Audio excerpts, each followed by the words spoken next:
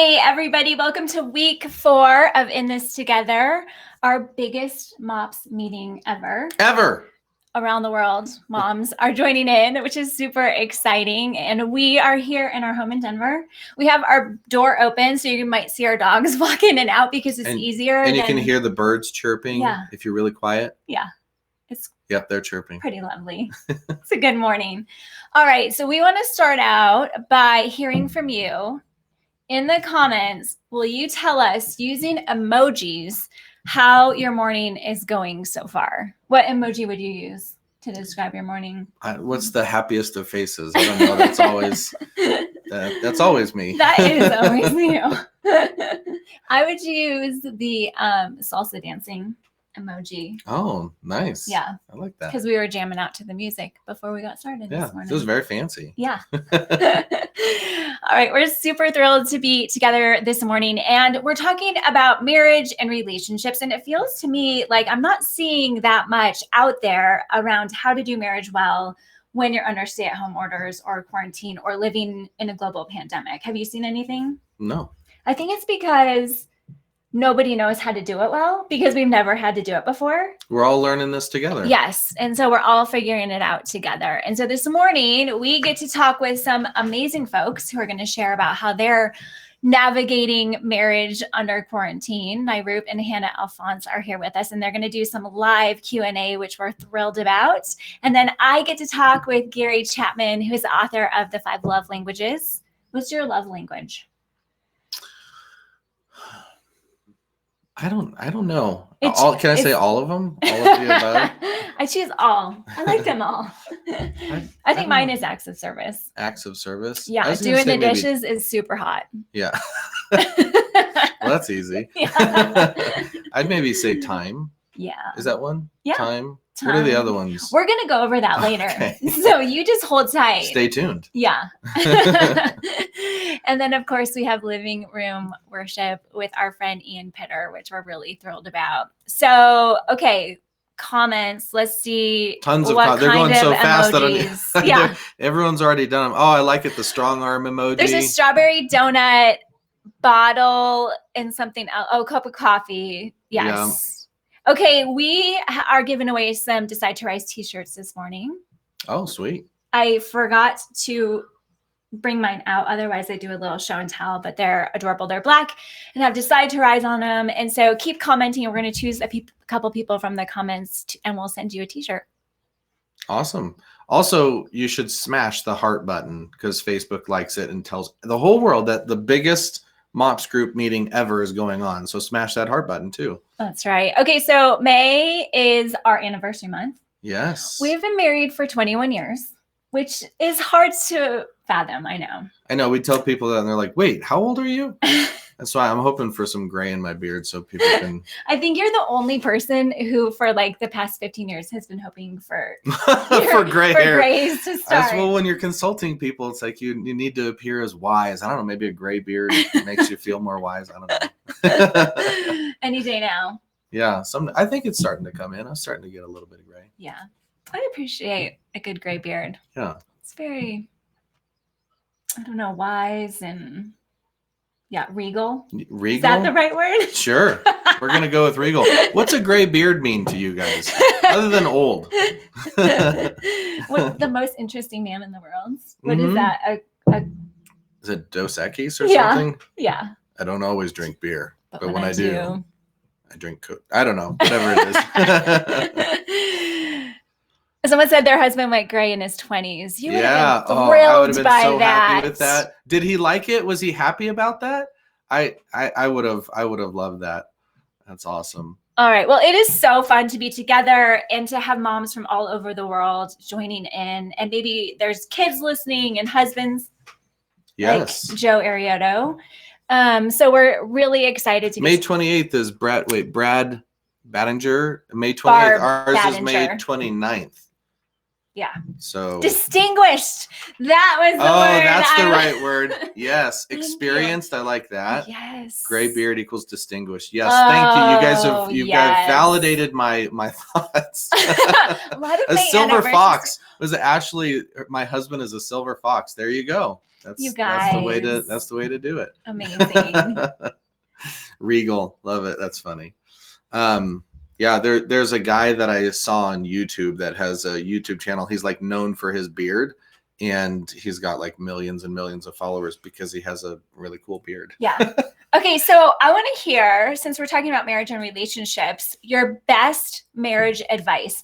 Maybe it's advice that nobody told you going into it, but just things that you've learned over the years. So what's your best marriage advice? Should I tell him our number system? Sure. I feel like one of the best pieces of advice that we got, actually there's two of them. Okay. I'm going to share two if that's okay. Number one was, and I guess this is difficult, maybe not. But anyway, don't ever say something that you're later going to regret. That makes a lot of sense, but it's like, I don't feel like you or I have ever spoken a harsh word to one another in our entire, well, how long have we been together? 22, 23 years. So just don't speak negatively. Don't speak harshly. But the other one, and this one really has to have two people who are willing to play the game with this, but it's a number system. So if you feel passionately about something, like I'll use a silly example, like what you want to get for dinner. That's just a silly example, but can it escalate all the way up to like, should we move or not? And it's how you feel on a scale from 1 to 10. 1 is like, I don't care at all. 10 is like, this is like, my highest level of passion for this. And so you have to answer honestly, and you go with whoever's number is higher. So if I'm like, I want pizza for dinner, and Mandy's like, I want pho for dinner, and we'll go from scale of 1 to 10. And if you say 5 and I say, well, I'm a 3, then we get pho. It's a complicated system. You have to be fair, because if somebody always answers a 10, sorry, that's not going to work. But that's helped solve, I think, a lot of from big things to should we move to that's exactly things. right. Yeah. So good marriage advice. Okay, anyone else's? Let's check the comments and then.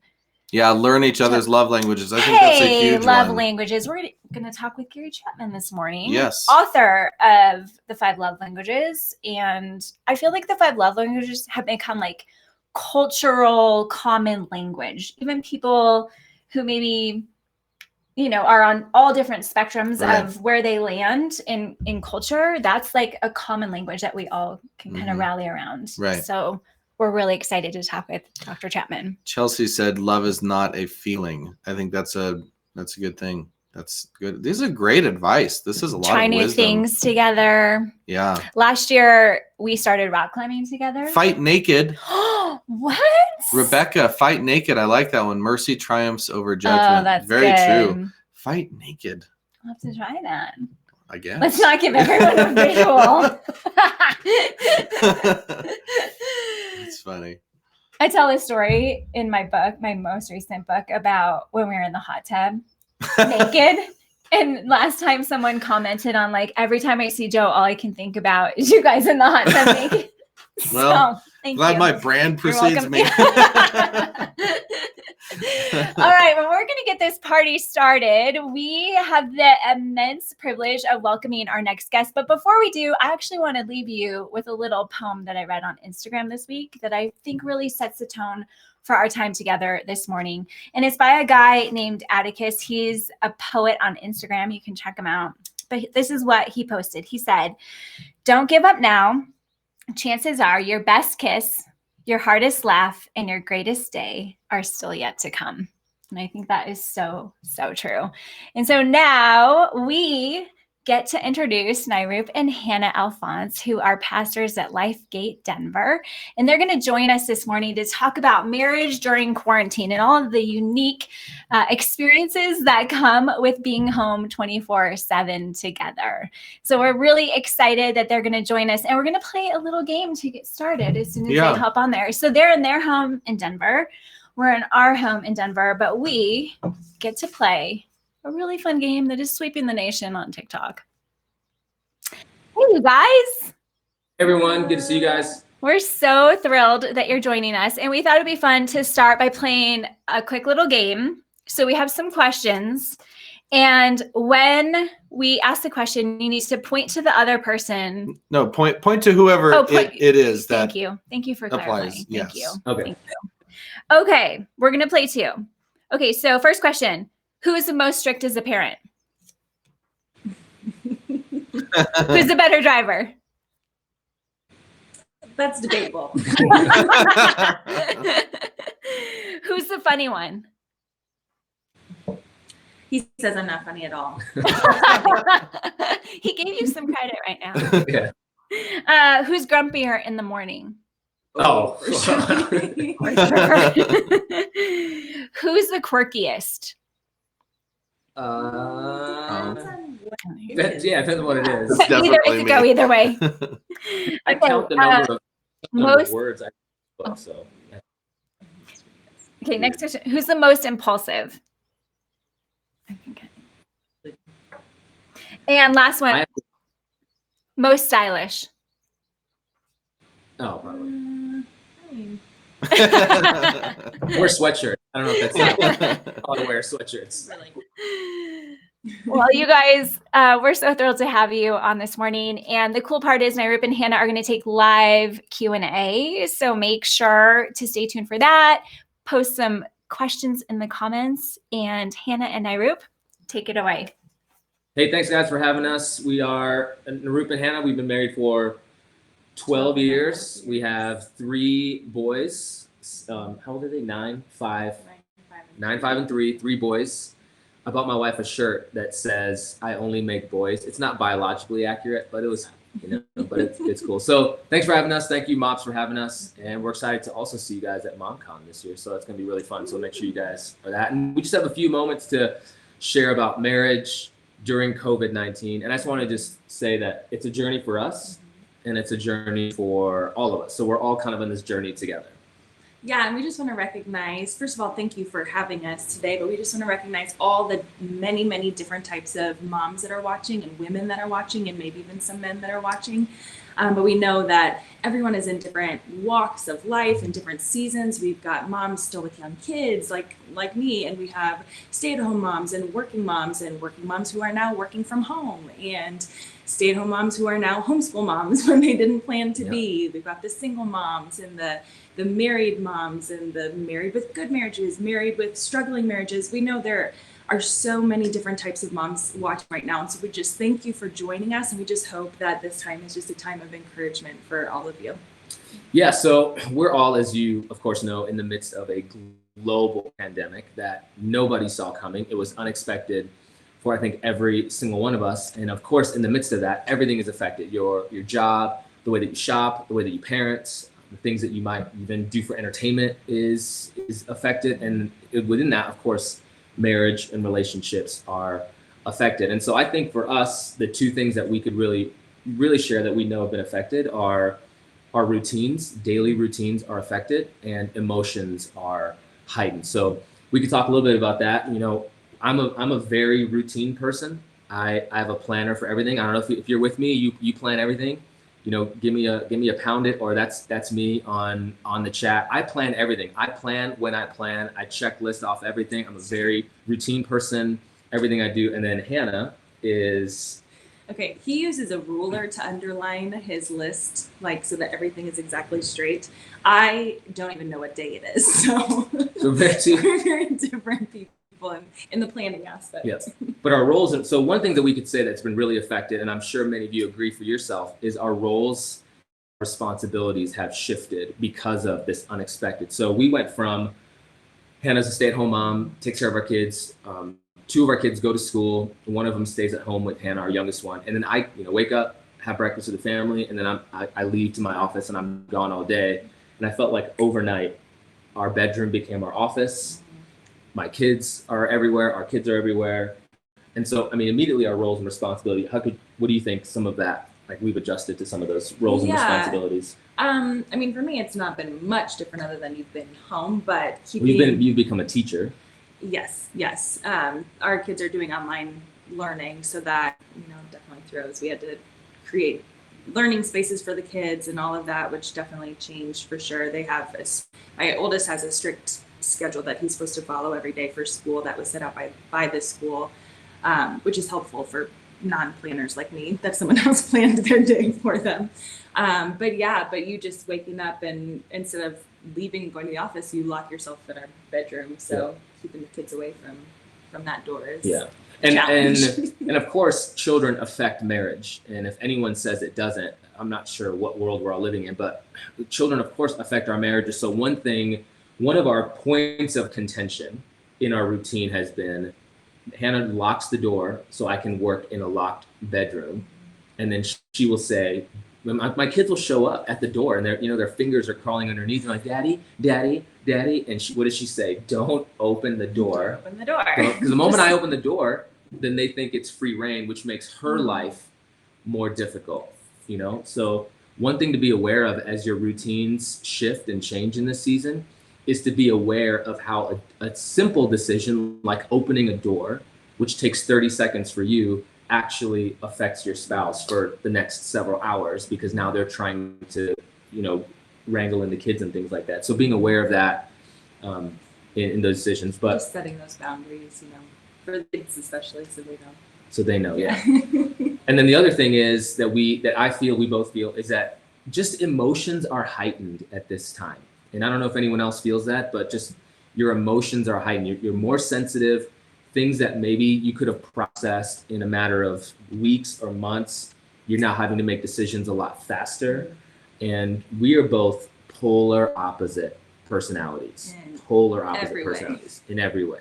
I'm hip hop, she's country. I would say more Broadway. I'm a morning person. Hannah usually wakes up at the crack of dinner. Yeah, we're just pretty much. I love reading. Hannah loves Grey's Anatomy. And we were just totally different. Yes. But one thing is Hannah loves being around people. She's an extrovert. She loves being around people. But one of your struggles right now emotionally is not being able to be around people. Yeah, not being able to be around people, more for the, consistent adult conversation. I'm around people all the time. Let's be real. I have zero alone time at this point in my life with the kids. But yeah, the adult conversation that's not constantly interrupted by one of our children. Yeah. And I'm an introvert, so I like alone time. I need to process alone, and I haven't been alone because our house is just full. With our family, but it's all the time. So we can both be on edge where she's frustrated because she just needs to be with other women or other people and get away with friends. I can be frustrated because I just need to be alone, and learning how to be patient with each other in that season, and just having honest. You could be honest without being rude or angry or upset. But you could be honest and have an honest tone of, hey, I really need this right now. I really just need to be alone right now. And so one thing that I've just found, we deal with a ton of married couples in various different seasons of life because we work at a church. I'm a pastor at a church.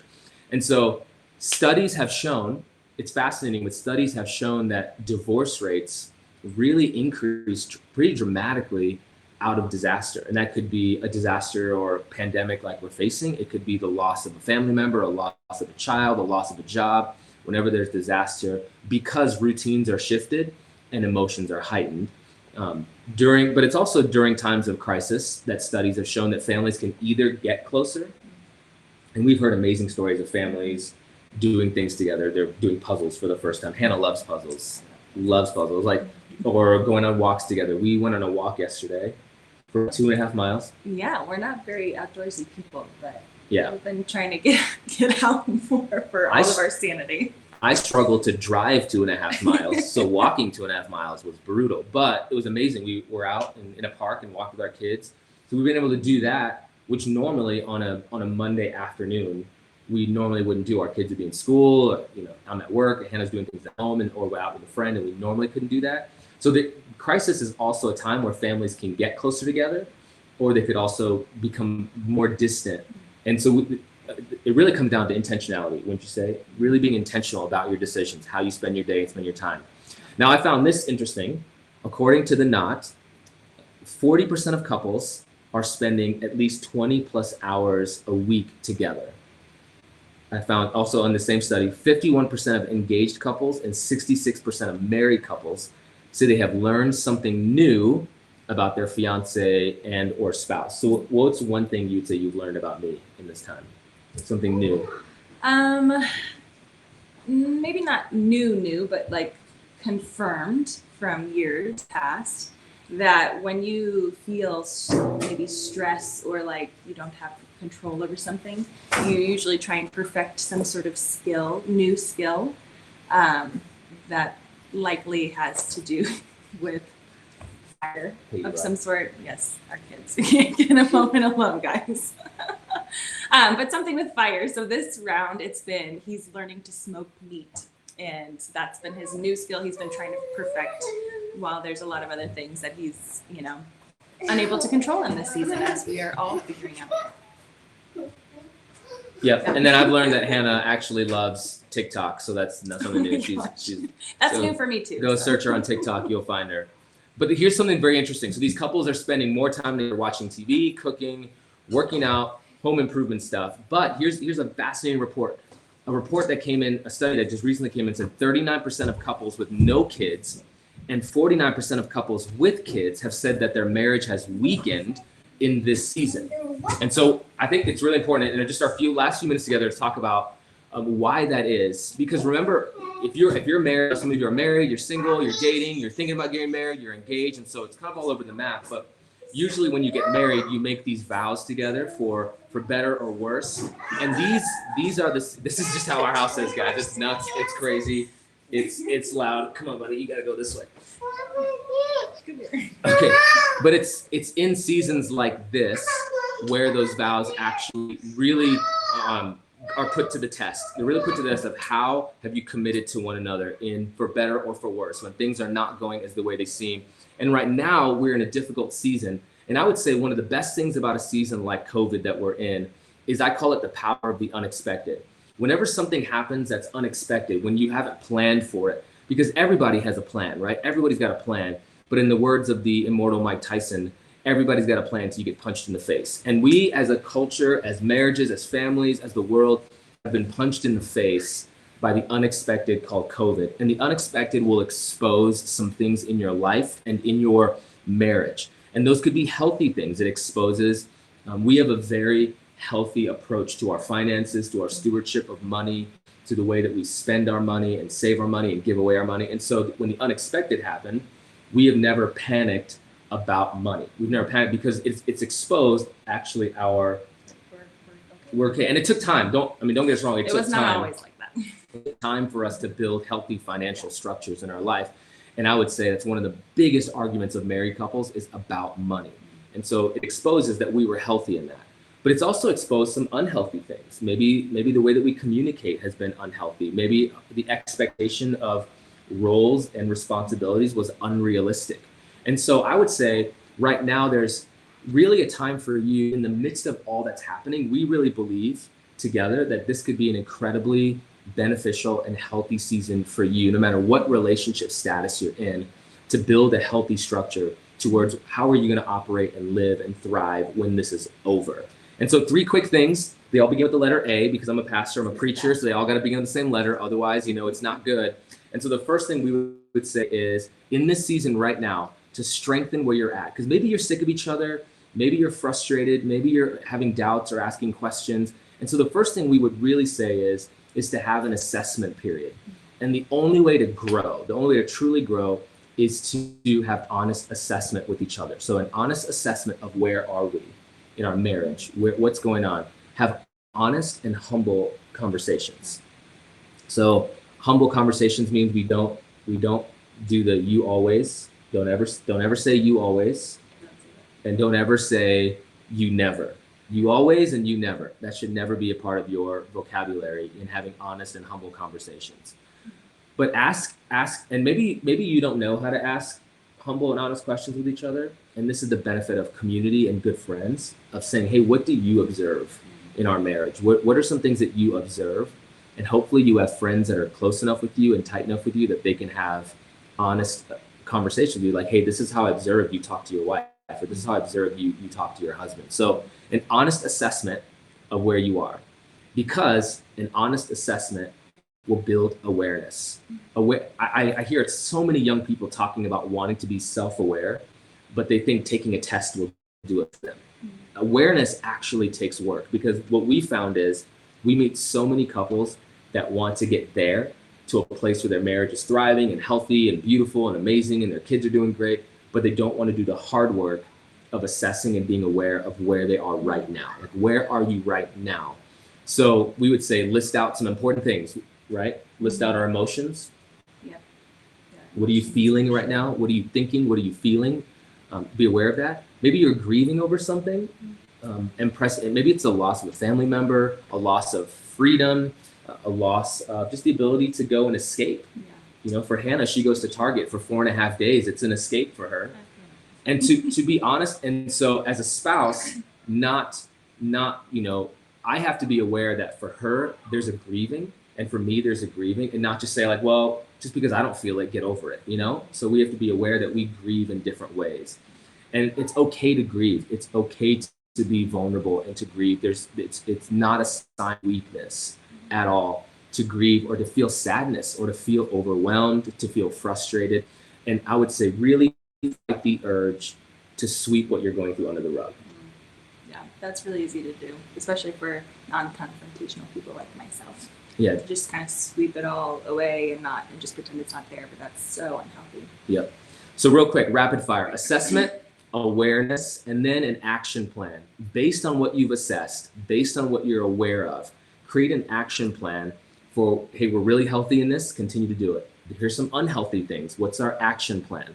And maybe you need some alone time. Hannah's needed some alone time lately, so she'll do a quick run to Starbucks, and that's an alone time for her.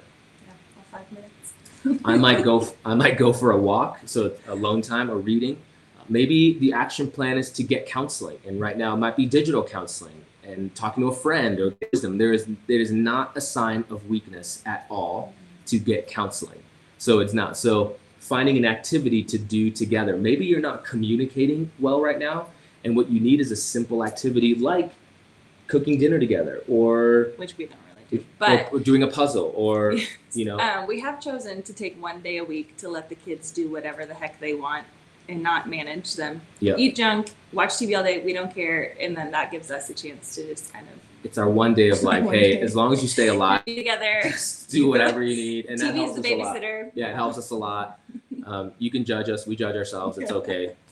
It's fine. Survival. It's all good. And we would say in your season right now, in this COVID epidemic where you're stuck at home together, list out your values. What do you value as a family? Do you value church or community or prayer or friendship or hospitality or financial security? What are the things that you value? And begin to build your marriage and your family, not on your feelings, not on personality, but on actual values. What do you value as a family, and build on those values? Redo a budget maybe if you're fighting about money, which is, it's okay, like it's just normal. Then redo your budget. Think through how can you get help on that. And our last two things would be extend understanding and be patient with each other. Understand that everyone is in a new season and we're trying to get through it together. So be understanding with each other. Don't criticize. And I'm more critical than Hannah is. She's far more patient, but far more understanding, and less empathetic. And then embrace the mess. Embrace the mess of the season. You know, I love the house to be clean all the time. And when I walk in, I want it to be clean. But Hannah will text me and say, hey, just so you know, the house is a hot mess. So embrace the mess. It's going to be messy for a season, and embrace it. Embrace it's going to be messy. It's not going to last for 400 years. It'll be over very soon, but extend understanding, be patient with one another, embrace the mess. And we really believe that your marriage, your relationship can grow in this season and grow through, and the only way you grow is going through what's uncomfortable. You can never grow if you're staying where it's comfortable. You always grow through what's uncomfortable. So that's all we have from us today. We'd love to encourage you in any way we can. If you have any questions, they'll throw them up here. We can answer maybe one or two questions before we pass it on to Gary Chapman and Mandy talking about love languages. My love language is bacon. My love language. That's not one of the love languages. Acts service. Acts of service or quality time. I think over the years I've learned I'm a little bit of all of them, honestly. But top three, now I'm gonna forget. I'm talking about, what are they? Oh, words of affirmation. Quality time. No, touch and gifts. Gifts. Okay. Give me presents. So if we have any questions, we'll answer them. If it's coming up, we'll wait like 10, 15 seconds. If not, we'll pray and let you guys go. But just a quick recap. Again, your routines are going to be affected. Emotions are going to be heightened. How to make space for these Jamie, great question. How do you make space for these conversations?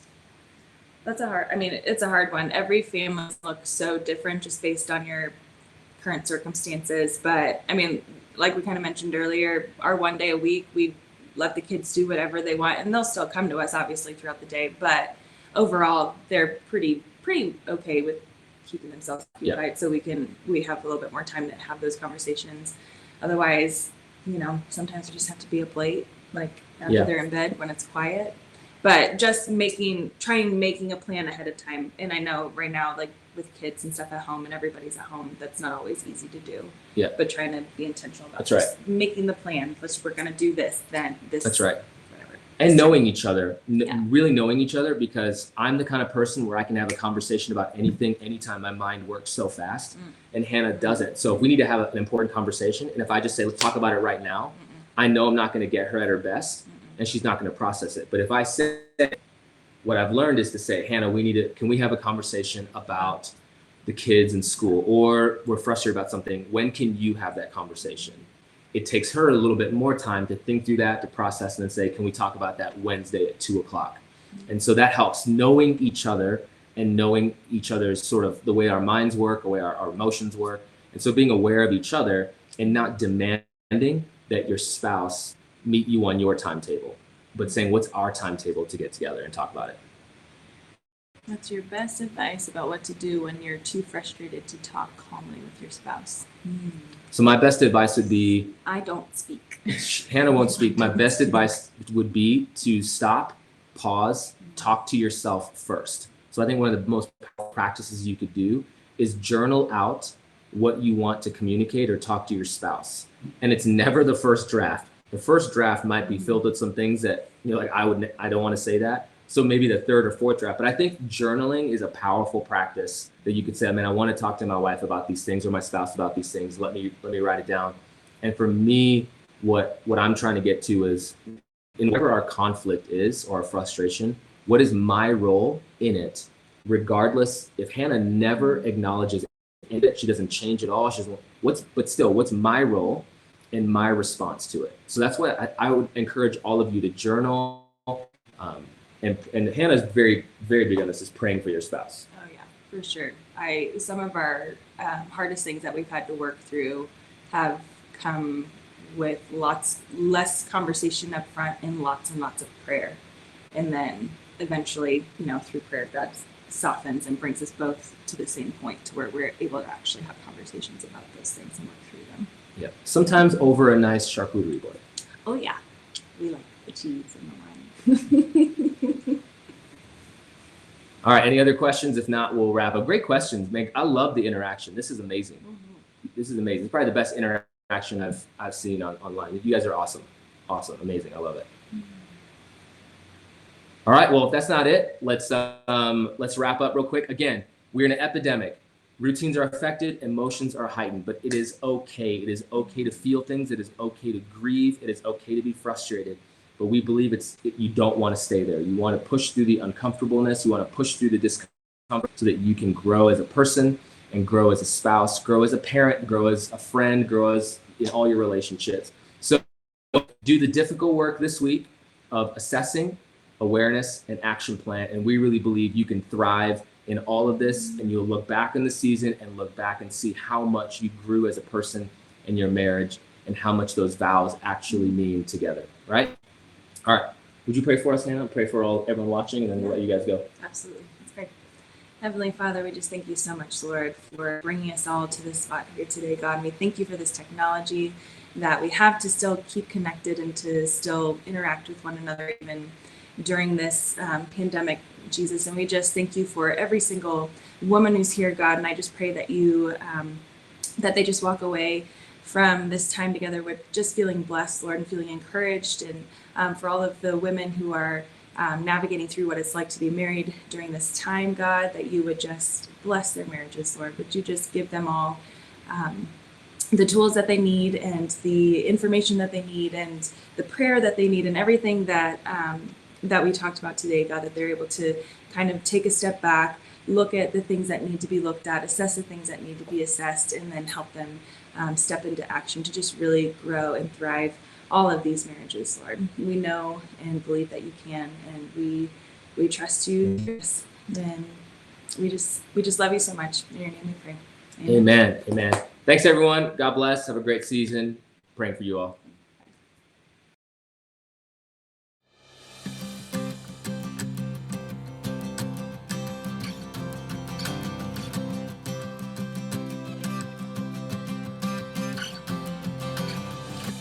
Hey, everybody. We are so excited this morning to have Dr. Gary Chapman here with us. And I don't know about you, but I feel like I haven't seen a lot of conversation around marriage and relationships during the pandemic. I'm seeing a lot about homeschooling and doing all the things that we're doing as moms, but maybe not about our marriages. And so, Dr. Gary Chapman, I'm so excited and thrilled to talk with you this morning. Well, thank you, Mandy. Good to be with you. And as many of you know who are listening, Dr. Chapman has a wildly successful book called The 5 Love Languages. I didn't realize it's been on the New York Times bestseller list since 2007, which is just insane. I can't even imagine. But Dr. Chapman, would you share about the 5 love languages and maybe the concept behind it for anyone who's listening who hasn't read it? And then maybe just really quickly define what the 5 love languages are. Yeah. Well, the basic concept is what gave rise to it is that what makes one person feel loved doesn't make another person feel loved. So they would sit in my office, and the wife would say, well, I just don't feel any love coming from him. And he would say, well, I don't get it. I do this and this and this. Why would you not feel loved? So I knew people were missing each other, even though they were sincere.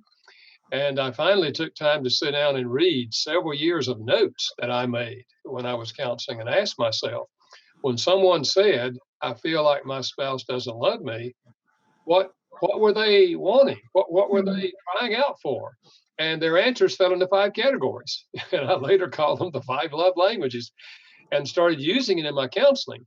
That if you want her to feel love, you've got to speak her language. If you want him to feel love, you've got to speak his language. And I would help them discover each other's language and challenge them to go home and try it. And sometimes they would come back in 3 weeks and say, Gary, this is changing everything. Wow. I mean, the whole climate's different now. And so then I started using it with small groups of couples, and the same thing happened. And probably 5 years later, I thought, if I could put this concept in a book and write it in the language of the common person, leave out the psychological jargon, maybe I could help a lot of couples I would never have time to see in my office. Of course, I had no idea how God would use the book to touch so many lives all over the world. It's been translated and published in over 50 languages around the world now. But here are the basic 5 languages, just briefly. Number 1 is words of affirmation. These are in no particular order. Using words to affirm your spouse. You look nice in that outfit. Really appreciate what you did. One of the things I like about you is just using words to affirm them. There's an ancient Hebrew proverb that says life and death is in the power of the tongue. We can kill our spouse or we can give them life by the way we talk to them. And for some people, words is their love language. And then there's acts of service, doing something for the person that they would like for you to do. In a marriage, that would be such things as cooking meals, washing dishes, vacuuming floors, washing the car, mowing the grass, changing the baby's diaper. Ooh, big act of service. Remember the old saying, actions speak louder than words? If this is their love language, actions will speak louder than words. And then number 3 is gifts. It's universal to give gifts as an expression of love. The gift says, they were thinking about me. Look what they got for me. And the gift doesn't have to be expensive. We've always said it's the thought that counts. But it's not the thought left in your head that counts. It's the gift that came out of the thought in your head, okay? So gifts. And then there's quality time, by which I mean you give your spouse your undivided attention. I do not mean sitting on the couch watching television because someone else has your attention. I'm talking about TVs off, computers down. We're not answering our phones. We're looking at each other. We're talking to each other. Or we could be taking a walk down the road and talking to each other. Or it really doesn't have to be a conversation. Maybe we're going to decide to plant some flowers in the yard. It's a project, but the important thing is you're doing it with me. You're giving me your full attention. So quality time. And then number 5 is physical touch. And we've long known the emotional power of physical touch. So in a marriage, that it would be such things as holding hands, kissing, embracing, the whole sexual part of marriage, arm around the shoulder, driving down the road, you put your hand on their leg, or sitting around the house and they walk by and you trip them. I'm kidding. Don't trip them. And here's the basic concept, Andy, that out of the 5, each of us has a primary love language. One of them will speak more deeply to us than the other 4. And if you don't speak your spouse's primary love language, they will not feel loved, even though you're speaking some of the other languages. So it's a simple concept. But when you learn each other's language and you choose to speak it, the emotional love tank fills up. You feel secure in each other's love. And during times like we're in right now, wow, if you feel loved by each other, you can handle it, whatever it is. You can handle it because you're connected, you're together, you're supportive of each other, and you really sense that. So, really important issue in these days. So good. I feel like the 5 love languages have become common cultural vernacular over the past few years. And it's so cool to see us having this common language where we can communicate with each other in really healthy ways about what we need. And I don't know about you, but in my own marriage, I've had to learn this over the years, that I need to ask for what I need and really be open to communicating with my husband, Joe. And why is it important that we communicate back and forth about what our love language is and how we like that to show up in our lives? Well, I think we can't read each other's mind.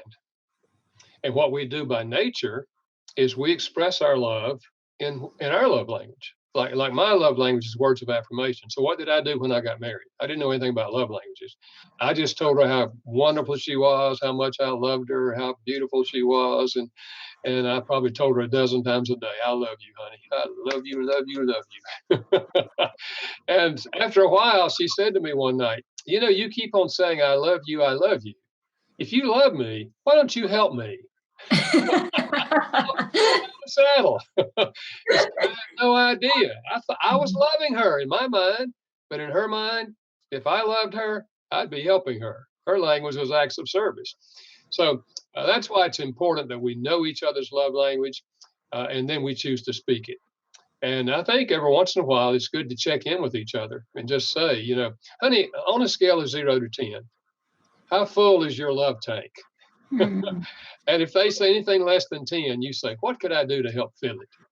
And they give you an idea that on that particular day, that would be meaningful to them. So it's just good to kind of check it out once in a while and kind of see where you are and give them an opportunity to request something of you. So yeah, keeping it on the front burner is important. Okay, what if you're in a relationship where you really want to work on your marriage, but your partner, your spouse, doesn't really want to give it any effort? What would you do in that scenario? Well, unfortunately, that's often the case. That one of us will be motivated. It can be the husband or the wife. That we really want to have a better marriage, but our spouse won't read a book. They won't talk about it. Here I think is the most powerful reality. And that is, we cannot change our spouse. No question about that. Everybody agrees to that. We can't make our spouse change, but we can influence our spouse. And in fact, every single day, we influence our spouse, either in a positive way or in a negative way. And the love languages is the most powerful influence you can have on your spouse. If you discover their love language and you ask God to help you speak their love language, even though they're not speaking yours, and you start speaking it over an extended period of time, you start connecting with them. I mean, their love tank starts filling up. And my guess is that before long, now not 3 weeks, I'm talking, do a 6-month experiment, okay? See what happens in 6 months. It'll probably happen before that. But your spouse will begin to say, hey, honey, what can I do for you, honey? Woo! And you can tell them what they could do for you. And now you're telling them what your love language is. They don't even understand the concept. But what they do know is you have been awfully wonderful to them lately. They really feel loved by you. And love stimulates love. The scriptures say we love God because God first loved us. That same principle applies in human relationships. Somebody can initiate it, even if the other is not interested, because God loved us while we were dirty, rotten sinners. We can love our spouse when they're not lovely. And when we do, we're having the most powerful influence we can have on our spouse. Do you feel like our emotions and our actions always have to align, or can we do loving things maybe even if we're not feeling it necessarily? Yeah, I think our attitude and our choices are far more important than our emotions. See, typically we feel loved and appreciated when someone is expressing our love language. But if they're not expressing our love language, and if they've given us some negative words, we don't have positive feelings. We don't control our feelings. We don't ask to feel negative. We just feel hurt, or we feel disappointed, or we feel angry. We don't ask for that. Emotions just grab you. But the emotion says, if it's a negative emotion, something's wrong here. But we have a choice then. Are we going to follow our negative emotions, which likely will lead us to say something negative to them? And now we're making it worse. We're just shooting each other now. Or am I going to choose to say, I feel hurt, I feel angry, I feel disappointed, whatever I feel, but I choose to express love to my spouse. And we choose that it's the attitude that I'm going to try to do something positive in this situation. And no, it's not. When I speak their love language, it's not saying I feel warm feelings towards you. No, it's I choose to love you. In the Bible, love is not basically a feeling. It's basically a way of thinking. I choose to look out for your interest. How can I help you? That's the attitude of love. And then it has appropriate behavior. So I think in our culture, we have exalted emotions. And you sometimes hear people say, I've got to be true to my emotions. Well, far better to be true to the truth than it is to your emotions. And when you feel hopeless, that's a myth. When we feel like they can't change, people change every day. The reality is people do change, and I can have an influence, a positive influence on my spouse. So good. So good. And so empowering that we have control over our situation and we can love our spouse as well. I'm curious what you're observing, how this global pandemic that we're all experiencing, how is that impacting marriages at large? It largely depends on the quality of the marriage before we entered this season. If it was a troubled marriage already, or if it was a distant marriage already, like they were just kind of living in the same house and just trying to be civil. If it's that kind of marriage, then when we're thrown together with the added things that we have now, all of those things that were under the surface tend to come to the top, and we end up cutting each other with harsh words and critical things, and it can get really bad.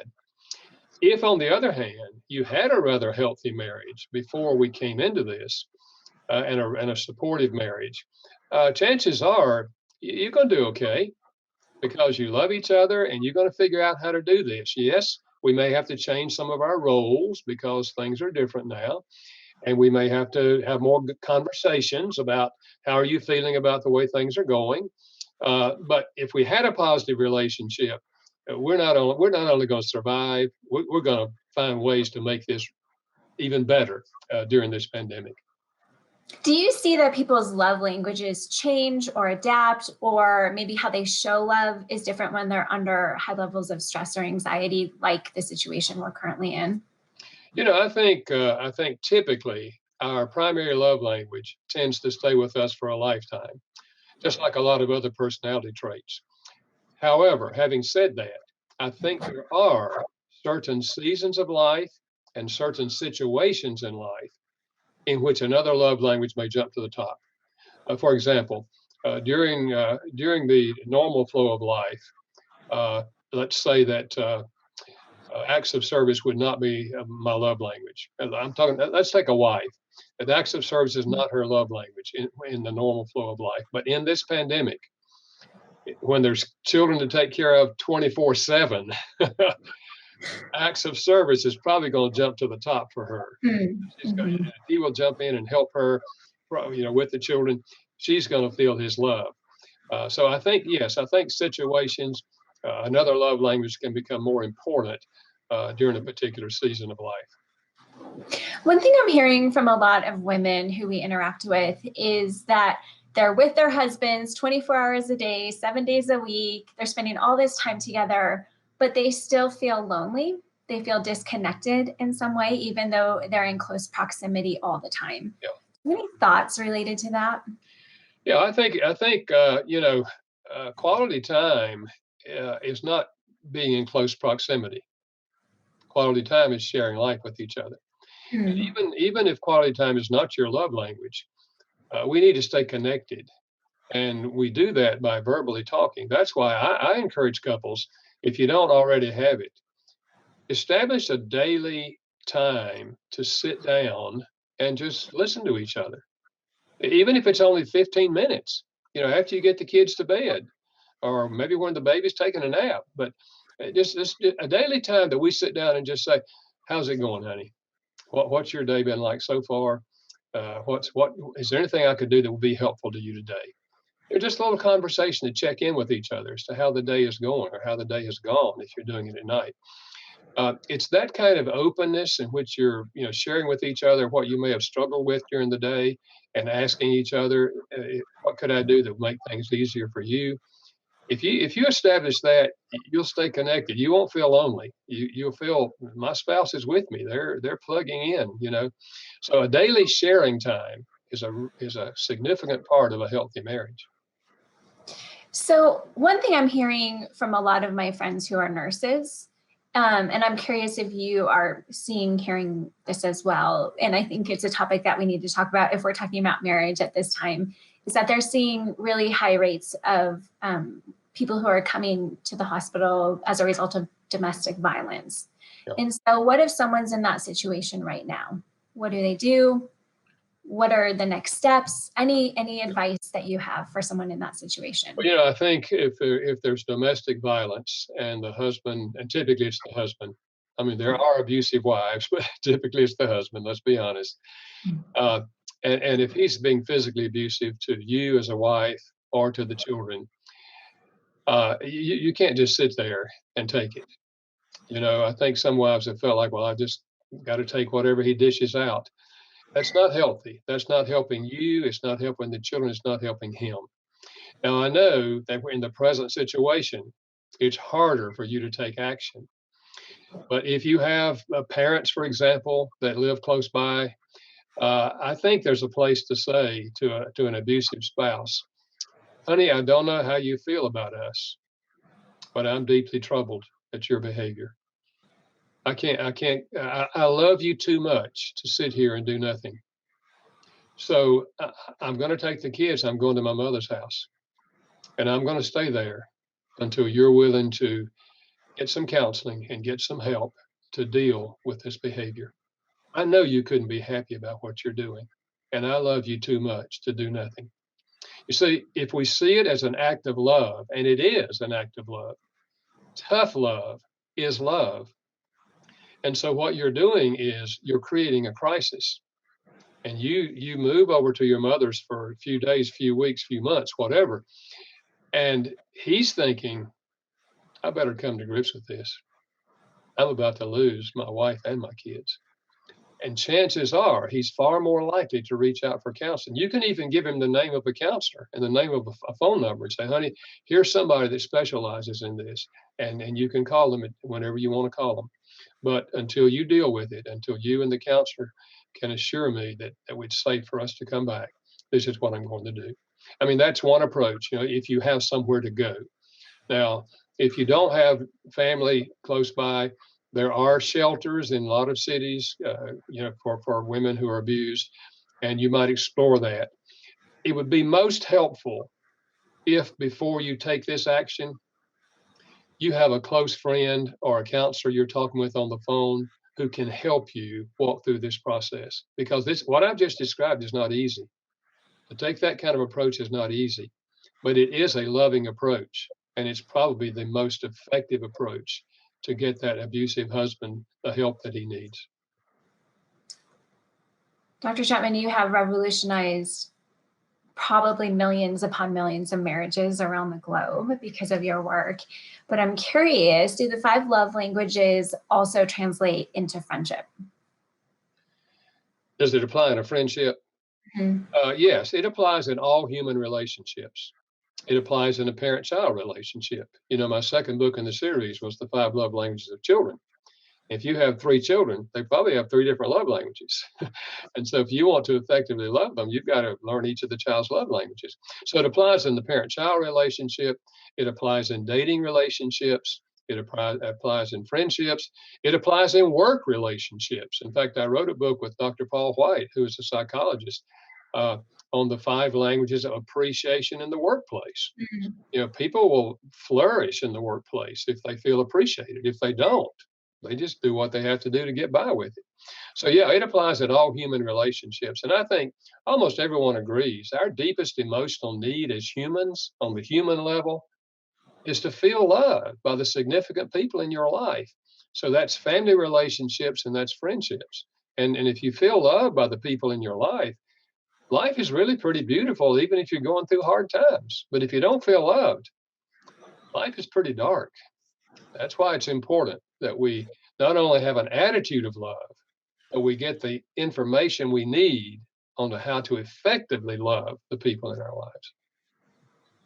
So we can kids about love languages, our husbands, and our friends, so that we can communicate better and show love in the ways that they most need. It's revolutionary, I feel like, when we have common language. And so thank you so much for guiding us in that. And anyone listening, you can pick up any of Dr. Chapman's books on Amazon. You can go to 5lovelanguages.com to learn more and hear from him. And then you can also tune in to his nationally syndicated radio programs on Moody Radio. Dr. Chapman, thank you so much for joining us this morning. Well, thank you, Mandy. It was good to be with you. And thanks for what you and all the MOPS people are doing all over the country.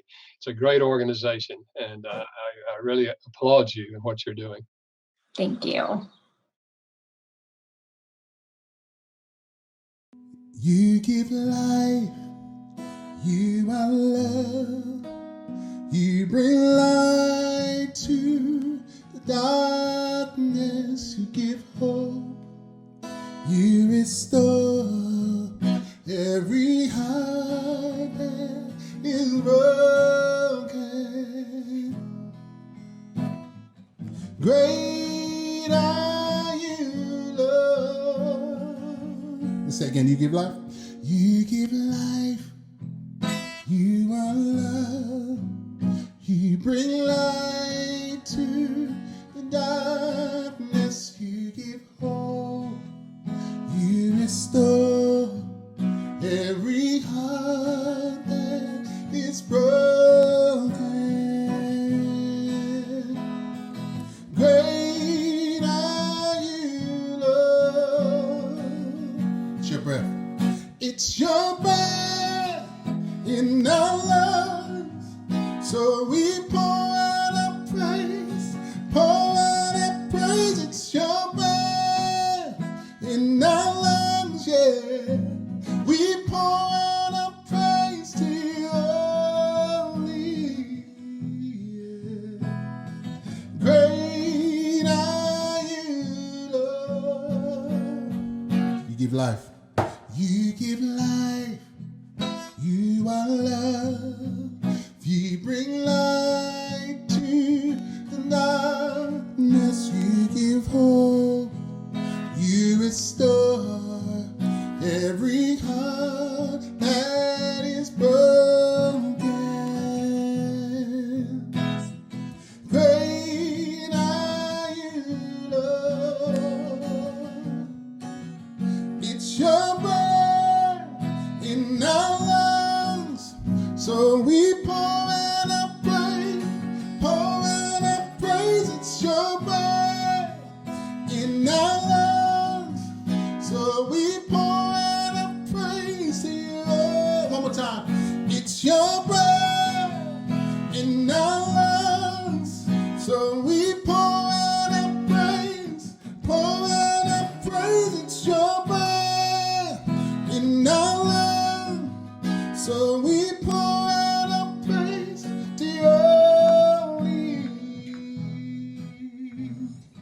Great are you, Lord. We serve a great God, yeah. Great are you, Lord. All the earth will shout your praise. Our hearts will cry, these bones will sing. Great are you, Lord. Oh, all the earth will shout your praise. Our hearts will cry, these bones will sing. Great are you, Lord. All the earth will shout your praise. Our hearts will cry, these bones. Yeah, great, great are you, Lord. It's your breath in our lungs, so we pour out our praise, pour out our praise. It's your breath in our lungs, so we pour out our praise. Yeah. One more time. It's your breath in our lungs, so we pour out our praise, pour out our praise. It's your breath in our lungs, so we pour out our praise to you only. Great are you, Lord.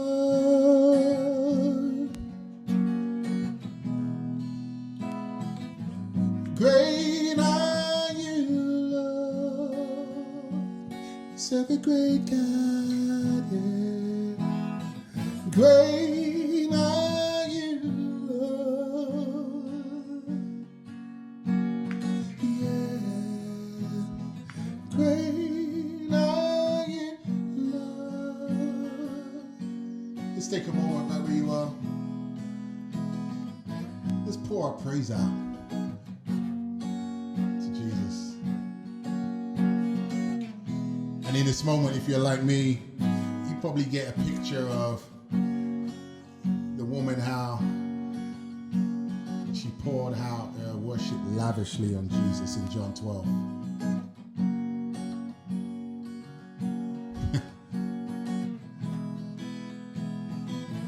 Isn't that something?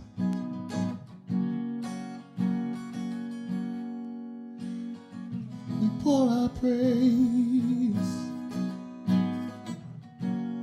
lavishly on you.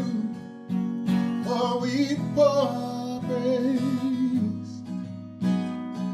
extravagantly on you. Yeah, we pour our praise. Only you deserve this, Jesus. So we pour our praise. We pour our praise to you. It's your breath in our love, so we pour out a praise, pour out our praise. It's your breath in our love, so we pour out a praise to you only.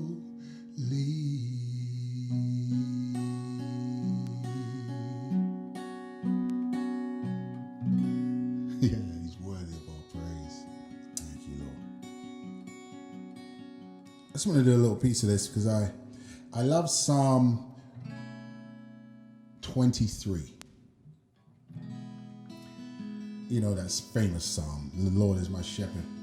But there's a section of that, I love the verse that says, surely goodness and mercy shall follow me all the days of my life, and I'll dwell in the house of the Lord forever. Let's do a little piece of that. All my life you have been faithful. Maybe this is your testimony too. All my life you have been so, so good. every breath that I am able, and I will sing of the goodness of God. I love it. All my life you have been faithful. Yeah. All my life you have been so, so good. Every breath that I am able, I will sing, yeah, of the goodness of God. And I will sing of the goodness of God. I just want to sing that chorus one more time. All my life. All my life you have been faithful. All my life you have been so, so good. Every breath that I am able, I will sing of the goodness of God. And I will sing of the goodness of God. Your goodness is running after, it's running after me. Your goodness is running after, it's running after me. When my life laid down, I surrender now. I give you everything. Your goodness is running after, it's running after me.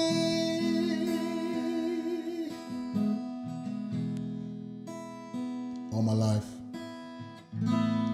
All my life you have been faithful. All my life you have been so, so good. Every breath that I am able, and I will sing of the goodness of God. And I will sing of the goodness of God. He's so good, so good. He's so good. You are good. Yes, you are. Yes, you are. You are good.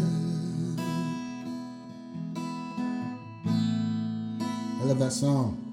You are good, and your mercy endures forever.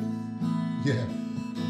You are good, and your mercy endures forever, God. You are good, and your mercy endures forever. You are good, and your mercy endures forever. All my life you have been faithful. Yeah. All my life you have been so, so good. Every breath that I am able, I will sing of the goodness of God.